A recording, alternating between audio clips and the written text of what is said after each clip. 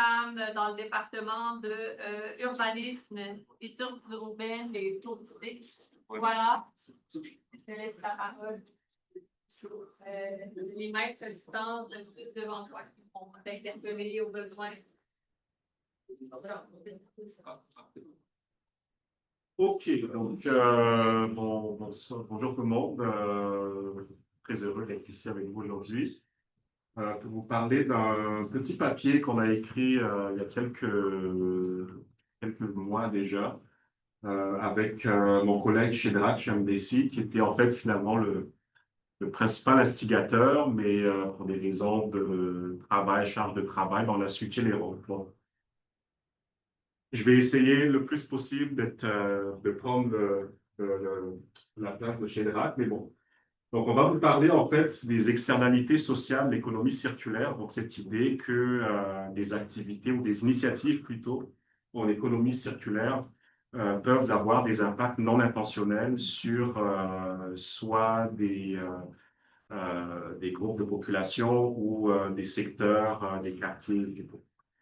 Et l'idée, c'était de creuser un petit peu ce que la littérature propose à ce sujet-là. Donc, les hypothèses qui sont documentées en fait dans la littérature. Vous parler de quelques enjeux qu'on a identifiés dans cette vaste littérature, parce que finalement, sauter à la conclusion, c'est très difficile en fait de capter ou de mesurer de façon quantitative des externalités sociales. Déjà, les externalités environnementales aussi sont difficiles à mesurer. Donc là, on s'en va vers les externalités sociales. C'est encore plus complexe. Et quelques réflexions perspectives. En gros, notre conclusion, puis il n'y a rien de sorcier là, c'est un peu d'avoir un peu ce réflexe social en fait. Donc, on propose plutôt des questions à se poser dans le cadre d'initiatives plutôt que de vous fournir des réponses ou des recommandations. Donc, le papier il est publié depuis quelques semaines déjà. Et l'idée, c'était de proposer un cadre d'analyse, en fait, des questions à se poser lorsqu'on travaille sur des initiatives d'économie circulaire. Donc, au-delà de l'aspect social, il y a l'aspect aussi sectoriel, en fait, qui est très important en économie circulaire. Les impacts sociaux sont différents dans le secteur de la construction, textile et autres, etc. Donc, c'est un champ assez intéressant. Les effets positifs dans un secteur peuvent être négatifs dans un autre, etc. Donc, vous voyez un petit peu l'idée. Et il y a l'aspect aussi de l'échelle.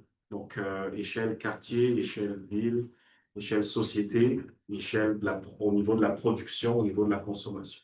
Donc, on a essayé un petit peu de débroussailler tout ça, sans succès, je vous dirais. Donc, en fait, le papier est publié dans une revue qui propose en fait, des pré-publications, c'est-à-dire des réflexions exploratoires qu'on peut par la suite approfondir, en fait. Je pense que le contexte, vous le connaissez plus que moi. L'économie circulaire progresse au Canada, autant dans les municipalités que dans les différentes organisations. Bon, on l'a vu d'ailleurs avec le réseau à quel point. Le point de départ aussi, c'est que tout progrès dans toutes les littératures sur les innovations, tous azimuts, tout progrès n'est pas neutre socialement, c'est-à-dire qu'il peut y avoir autant des impacts positifs que des impacts négatifs. Parfois, en fait, la plupart du temps, c'est non intentionnel. Et donc, on s'est posé la question générale, comment on fait pour prévenir les externalités sociales négatives? Donc, s'il y a du positif, évidemment, on veut que c'est un peu ce qu'on veut. On veut que ça se développe. Et s'il y a du négatif, comment on fait pour s'assurer de développer? Et donc, la démarche est basée, la première chose qu'on a fait, c'était de voir un petit peu ce qui est déjà écrit dans la littérature là-dessus.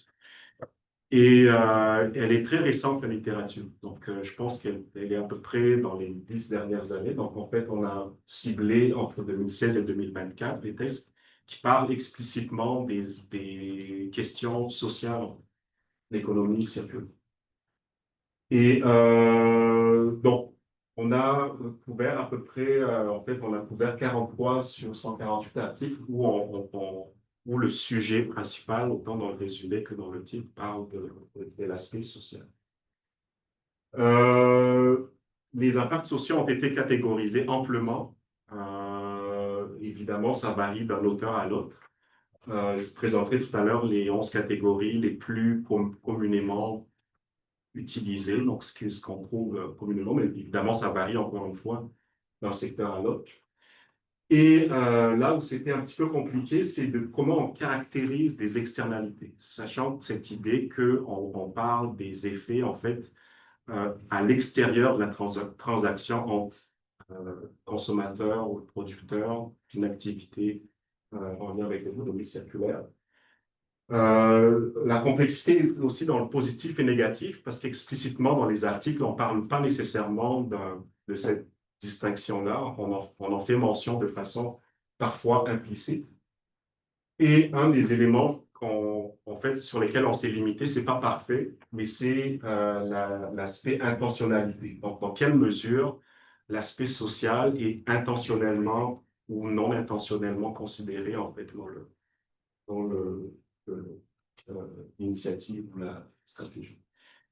Et une fois qu'on a réussi un peu à faire un mapping du positif, négatif, et 11 catégories, ben, on est allé regarder le cas de la feuille de route de Montréal.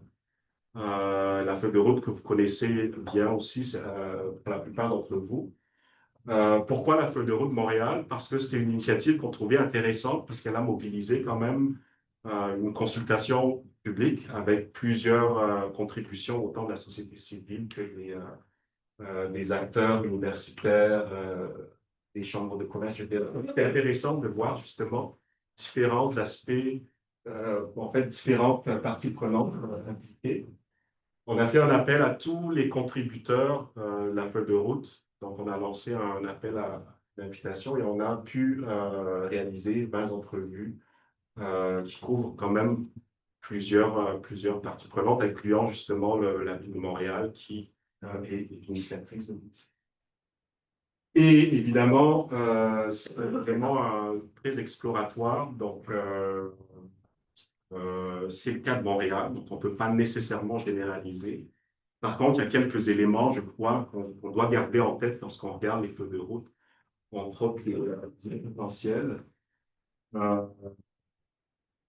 et que, évidemment, les contextes varient. À Montréal, l'engouement était quand même très fort pour l'économie circulaire, donc c'est un peu normal aussi que le biais était un petit peu vers le positif. Mais en même temps, c'est quand même révélateur de certains éléments qui sont pertinents à considérer. Donc, à l'écran, vous avez on les appelle les hypothèses, parce que c'est ce qu'on retrouve en fait un peu dans la littérature sur les aspects positifs et négatifs. Dans le tableau, vous voyez en vert ce qui est positif, en rouge ce qui est négatif, et en orange ce qui est un petit peu des fois c'est vu positivement ou négativement. J'essaie le plus possible de synthétiser. Sur les 11 catégories que vous voyez ici à l'écran, on a identifié 28 éléments, dont un peu plus de la moitié négatif, du positif, et des éléments qui sont parfois vus positivement ou négativement. Ce qui était intéressant aussi, c'est de voir, en fait, de cibler les groupes sociaux dont en fait, les parties prenantes, les groupes sociaux qui sont visés.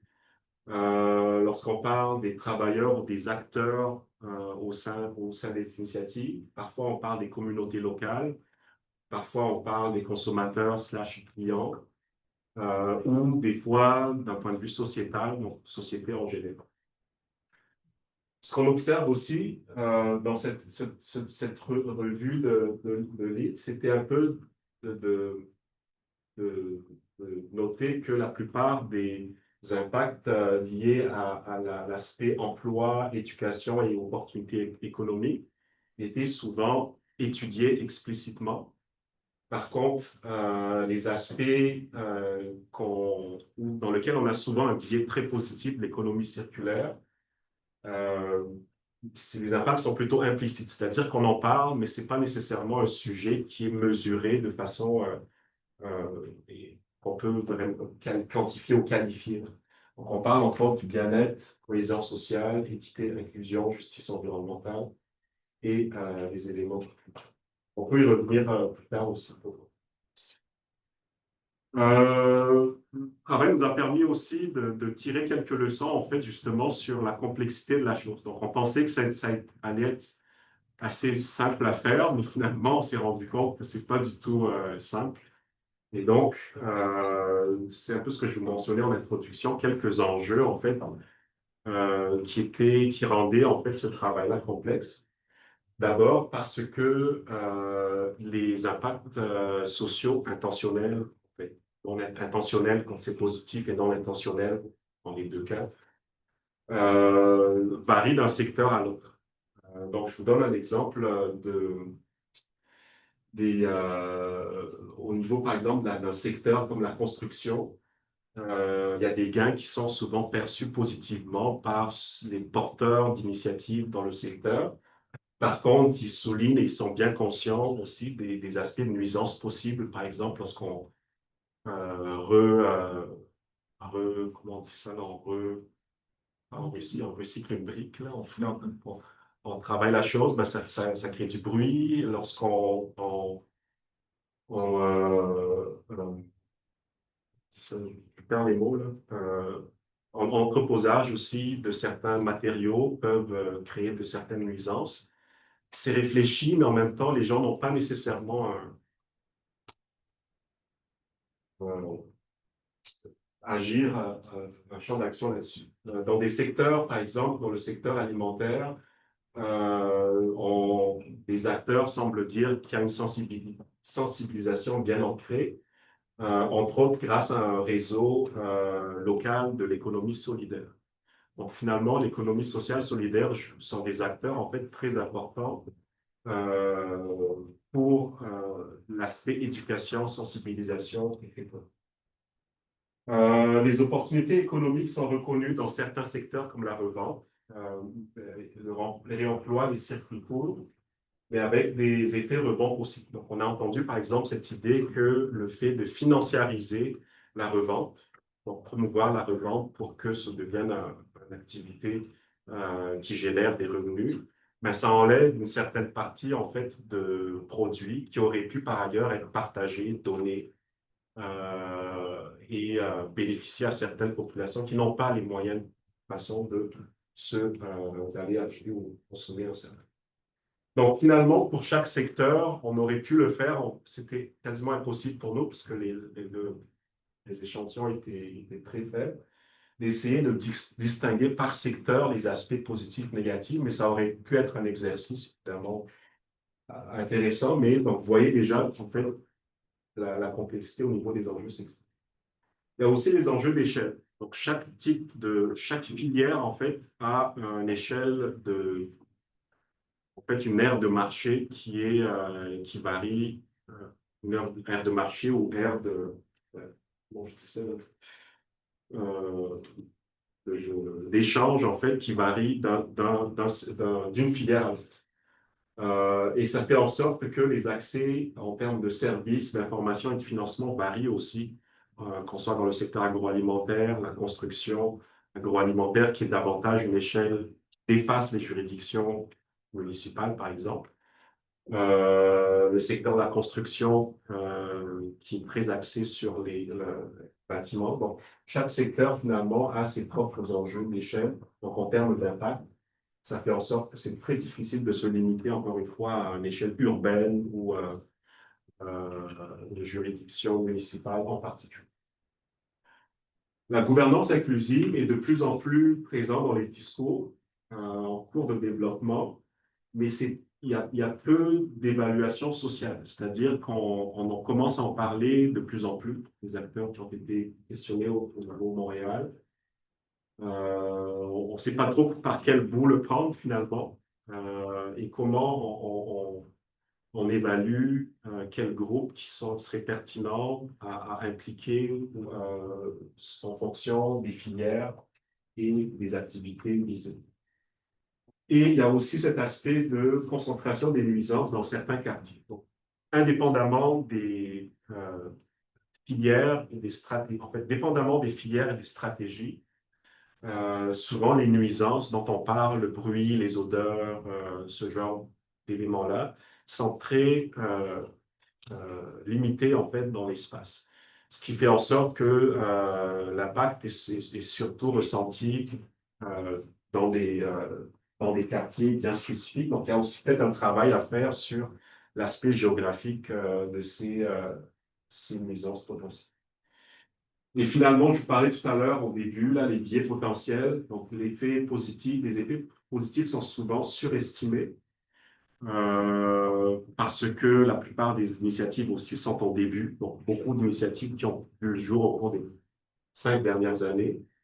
Donc, de plus en plus, on commence à avoir un recul. Les initiatives n'intègrent pas nécessairement formellement les enjeux sociaux, mais par contre, ça finit toujours par être, après coup, pris en considération. Pour toutes sortes de raisons. Ça peut être pour avoir accès, par exemple, à des financements. On va peut-être embaucher des personnes qui sont dans des situations un peu plus précaires. Donc, finalement, le réflexe social, il vient quand même après. Puis je vois qu'il me reste 5 minutes, donc je vais m'arrêter là. Donc, c'est un peu pour vous dresser un portrait assez large des quelques enjeux, autant sectoriels, échelle et des biais potentiels. Alors, pour revenir à notre question de départ, comment on fait pour prévenir les externalités sociales? Ben, je n'ai pas de recommandation pour vous. Mais en fait, ce qu'on s'est creusé la tête, c'est cette idée d'avoir un réflexe social, c'est-à-dire de se poser un certain nombre de questions selon différentes échelles, par exemple, à l'échelle des parties prenantes versus à une échelle territoriale, par exemple. Pour chaque catégorie, se poser un certain nombre de questions relatives à la dimension sociale.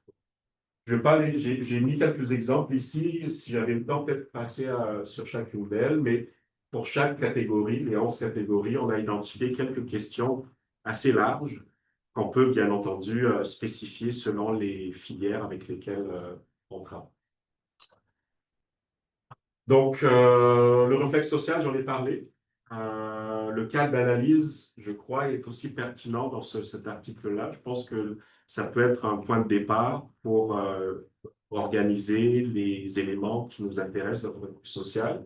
Mais il ne faut pas oublier de les croiser, en fait, avec une dimension individuelle, une dimension territoriale et considérer les filières aussi. Parce qu'on s'est aperçu que c'est vraiment un casse-tête lorsqu'on commence de regarder le positif et le négatif sur le livre. Mais c'est quelque chose qu'on peut évidemment développer.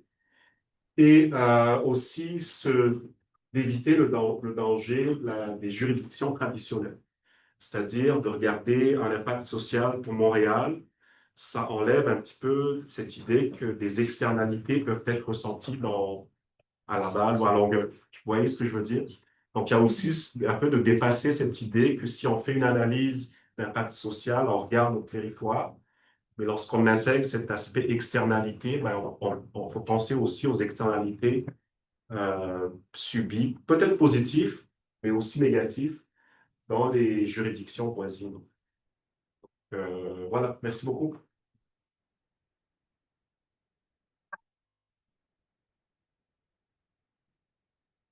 Merci. Juste, il y a des questions dans la... Oui.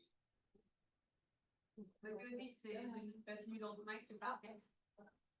Mais merci pour cette présentation vraiment intéressante, l'aspect social de l'économie circulaire. Si j'ai bien compris, ça a été une évaluation de la démarche à large. C'est ça que tu disais tout à l'heure, c'est difficile parce que ça peut être multisectoriel, par projet, par stratégie.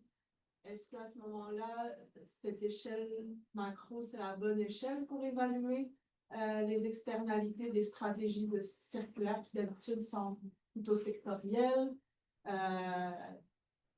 Pour le moment, là, les stratégies sont plus sur le bâtiment, par exemple textile, par exemple.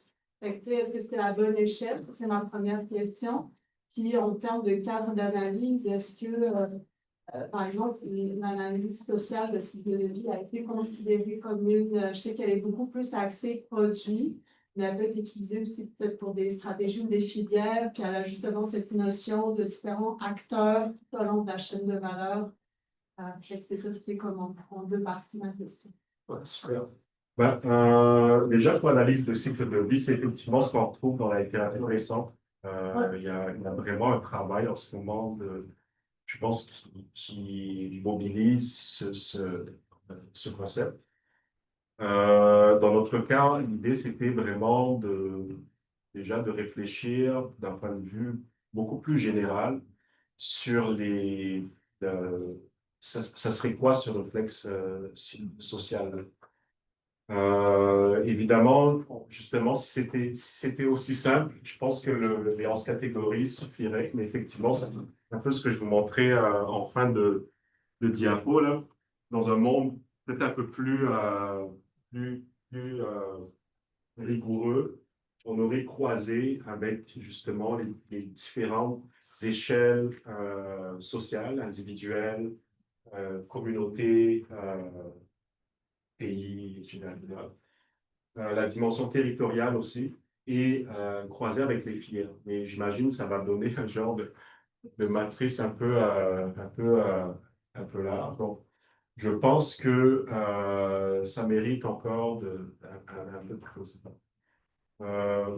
Pour terminer sur l'analyse de cycle de vie social, c'est qu'il y a aussi cet aspect que comment je peux dire, il faut aussi rechercher finalement le bon niveau euh, de complexité qui va permettre aussi à des acteurs d'avoir ce réflexe aussi. S'il faut aller chercher un type d'analyse relativement complexe pour des entités qui font des dons, de la revente, du zéro déchet, est-ce que c'est la bonne, le bon niveau de complexité aussi pour se poser des certaines. Donc, je dirais que c'est très large, oui.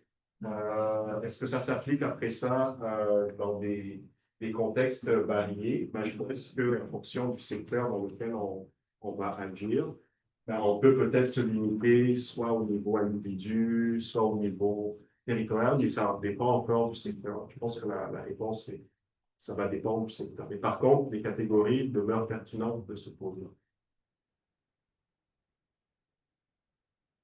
Merci. J'avais retenu la question au fond. Et Daniel après. Oui, merci pour votre contribution. Vous posez des questions très, très pertinentes, je crois. Ce que m'a frappé surtout, c'est cette catégorie de externalité, puisque là, ça veut dire que ce type des effets, odeurs, bruit et autres, ne font pas part de ce processus de transition. Et moi, je pensais peut-être une transition vers une économie circulaire. Naturellement, on prend des effets tellement favorables de temps en temps. Peut-être ce qui est interne et externe, peut-être c'est même ça qu'on est en train de redéfinir. Donc, ça me posait des questions sur le cadre d'analyse. C'est dans votre transition, c'est quel type de système qui se transitionne, si vous comprenez. Peut-être, oui. Donc, une partie, là, je vois un peu cette idée que toute transition aussi a ses coûts, ses bénéfices. J'imagine que c'est dans ce sens-là. Donc, pas nécessairement, si j'ai bien compris. Donc, c'est-à-dire que ça vient avec, il y a aussi le fait où une transition vient avec tout un paquet de choses qui sont éventuellement nécessaires, si je comprends bien dans ce sens-là. C'est ça ou est-ce que j'ai vu? Moi, je le traduisais un petit peu différemment. C'est plutôt quel système tu prends, en fait, quand tu évalues. Parce qu'aujourd'hui, ce que tu considères, c'est des externalités. Oui. Mais si tu prends un système qui est plus large, ça devient des internalités. OK, dans ce sens, OK, dans le sens, c'est ça? C'est une autre façon de poser la question. Quelles sont les définitions de système Ouais. sous-jacent de d'externalité. Ben, je pense que ça rejoint aussi la question de l'échelle. Tu Ouais. parlais tout à l'heure. Ben, c'est une bonne question. Je pense que ça mérite d'être creusé parce que nous, dans le travail exploratoire, ce qu'on s'est dit, ben, est-ce qu'il y a une façon de qualifier en fait les externalités à travers la littérature ou ce qui a déjà été écrit sur la dimension sociale? Ouais. Finalement, on se rend compte que c'est pas autant structuré avec cette idée d'échelle et de système. C'est peut-être quelque chose qui mérite aussi de dire, ben, dépendamment peut-être de la filière ou type d'activité, est-ce qu'il n'y a pas, on va dire entre guillemets, là, je mets des guillemets, mais la bonne échelle ou le bon niveau de système, c'est peut-être quelque chose qu'on peut creuser. Puis si ça vous intéresse, je regarde, ouais, ok, vous dire, ok, mais on va se mettre un projet là-dessus. Là. Mais ouais, merci pour la question. Oui. Ah. Daniel et ensuite Nicolas. En fait, des externalités négatives, il y en a énormément aussi dans le modèle linéaire. Absolument. Est-ce qu'on fait une comparaison entre celles qui seraient générées par un système circulaire par rapport à un système linéaire? Puis j'ai comme l'impression, des fois, que, ça c'est mon impression personnelle, mais tu sais que quand on regarde la transition vers l'économie circulaire, on s'attarde aux externalités négatives. Et ça pourrait constituer peut-être même un frein à la transition, alors que finalement, on en a beaucoup dans l'économie linéaire, puis on en parle moins. C'est comme si on voyait simplement les effets négatifs de la transition sans voir d'où on part, puis où est-ce qu'on veut arriver avec un système plus circulaire. C'est sûr qu'il n'y a aucun système parfait. On va toujours générer des inéquités ou. Au départ, l'économie circulaire s'adressait uniquement au flux de matière. On a, à travers le temps, ajouté des considérations sociales qui n'étaient pas là dans les définitions de base. Et je me demande jusqu'à quel point c'est pas un frein, entre guillemets, cette transition-là, en regardant ce spectre-là, sans en faire une comparaison avec l'état initial duquel on part. Et ça, vers quoi on peut se diriger. Bon. Ben, déjà, en partant, je crois que ça. Moi, je note, là, je n'ai pas de papier, mais je note cette idée de comparaison parce que ça peut être une façon de démontrer aussi comment les deux approches ont comment je peux dire, un impact social autant positif que négatif, qui était différent. Ça, je ne pense pas que ça a été fait. En tout cas, de ce que nous, on a lu, là, mais si je note un autre papier à creuser. Donc, ça, c'est un élément. Le deuxième, c'est cette idée que je crois qu'il y a ce qu'on a lu aussi dans les articles, c'est cette idée que on devrait. C'est un peu le corollaire de ce que c'est, c'est-à-dire qu'il y a cette réflexion sur comment on fait pour ne pas reproduire les mêmes erreurs, entre guillemets, d'un modèle linéaire, et donc d'être en mode prévention, c'est-à-dire on va essayer de ne pas, mettons, reproduire les mêmes erreurs. Donc il y a aussi cette idée-là, en fait, qui ressort beaucoup. Mais cette idée de comparer, je crois que ça vaut la peine de creuser aussi. Parce que peut-être qu'il y a des choses qu'on ne sait pas qui démontrent quelque chose que le modèle linéaire fait mieux, peut-être, je ne sais pas, ou inversement. Mais ouais, tu me donnes. Ça, c'est comme un social de l'un et l'autre, puis voir pas où est-ce qu'ils sont. Ouais, ça pourrait être cool, ça. Ouais. Est-ce que quelqu'un veut faire un oral là-dessus, mais oui, ouais. Merci, Daniel.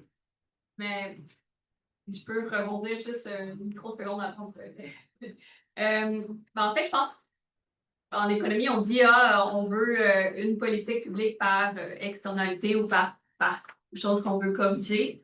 Et c'est vrai qu'on donne souvent la charge aux politiques environnementales d'être aussi juste, c'est de venir corriger pour les inégalités ou autres. Oui, je suis d'accord avec le discours de mes collègues économistes, mais Ici, on ne parle pas d'une politique, on parle d'une transition.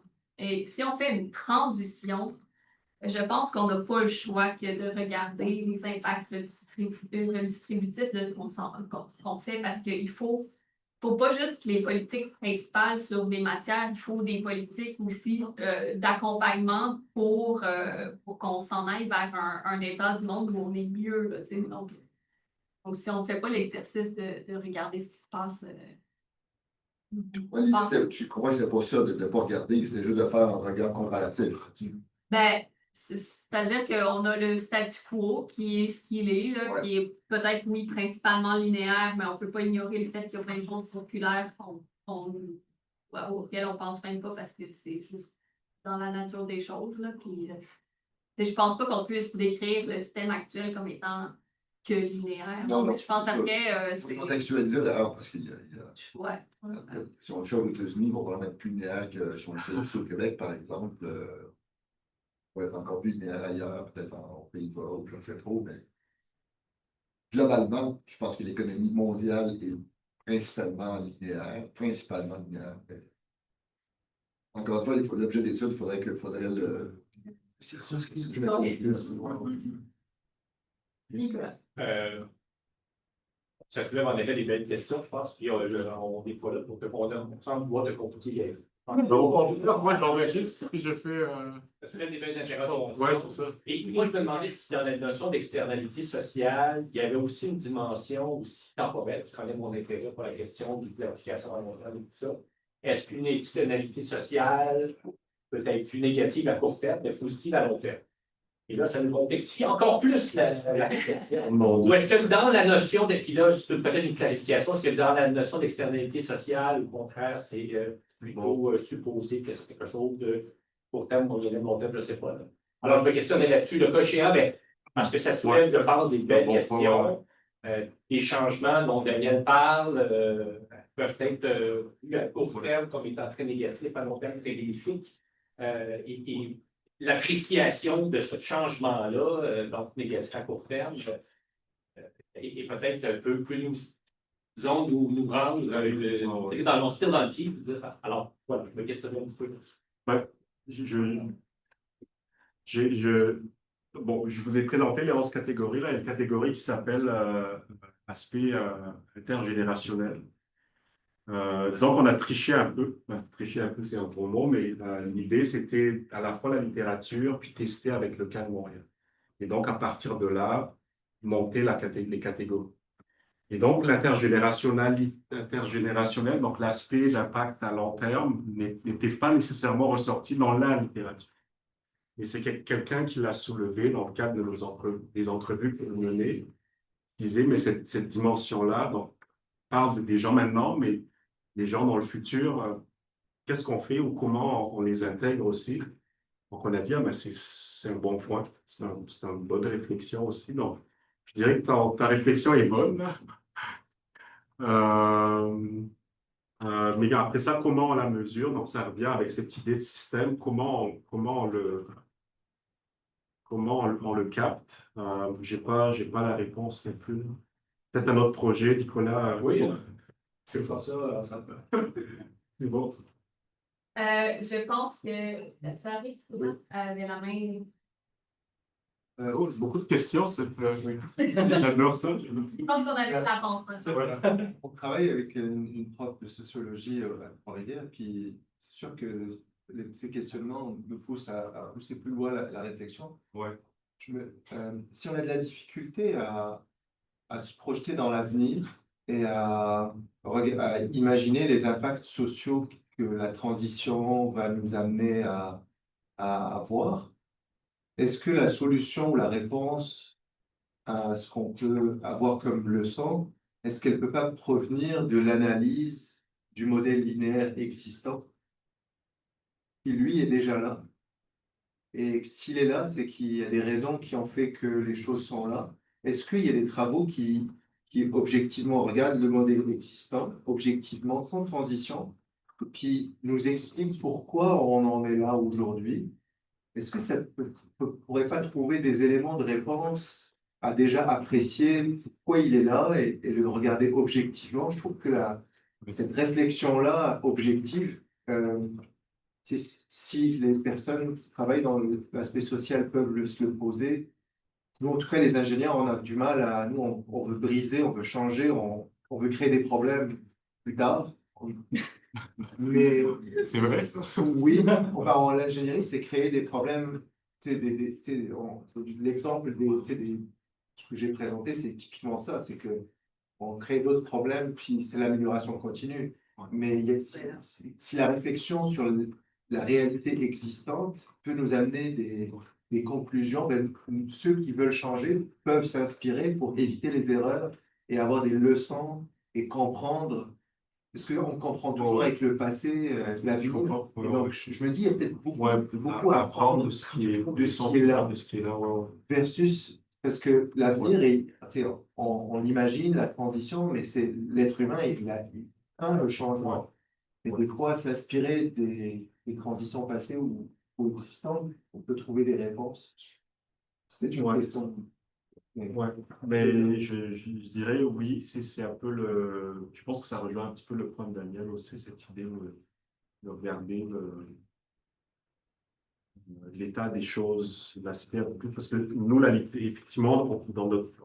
On a un biais métaux, c'est-à-dire qu'on regarde par rapport aux initiatives en économie circulaire et la littérature là-dessus, comment les aspects sociaux sont considérés explicitement, mais effectivement, ça, regarder aussi ce qu'on connaît des modèles existants. Je me donne le devoir de creuser un peu là-dessus. Je dirais ça à ton petit C'est bon. Ok, c'est bon. C'est bon, merci. Merci. Très patient, Mathias. Non, mais en fait, c'est marrant parce qu'on tourne un peu autour de la même question que je voulais amener sur un point que Nicolas a mentionné, puis tu as pratiquement dit le mot que je vais dire, Tariq, c'est que par rapport à la non-linéarité, c'est qu'il y a une résistance au changement. Puis je me demande dans quelle mesure vous l'avez pointé comme étant une hypothèse. Parce qu'il y avait les 11 catégories, après il y avait quand même un petit peu je ne sais pas plus, mais tu sais, des fois, la résistance au changement, c'est perçu comme négatif, mais une fois vécu, avec le temps, ça redevient positif. Prendre un exemple tout simple, la piétonisation des rues, c'est un bon exemple où il y a une résistance au changement et ça fait que les commerçants vont percevoir très négativement. Puis après 5 ans, 8 ans, 10 ans, ils ne voudraient pas retourner en arrière parce qu'ils se rendent compte que les gens ont changé leur comportement puis ils vont faire moins au contraire. Oui.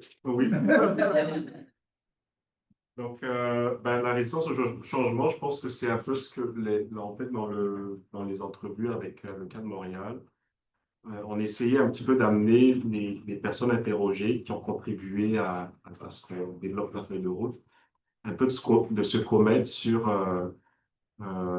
oui, mais, est-ce que vous voyez quelque chose?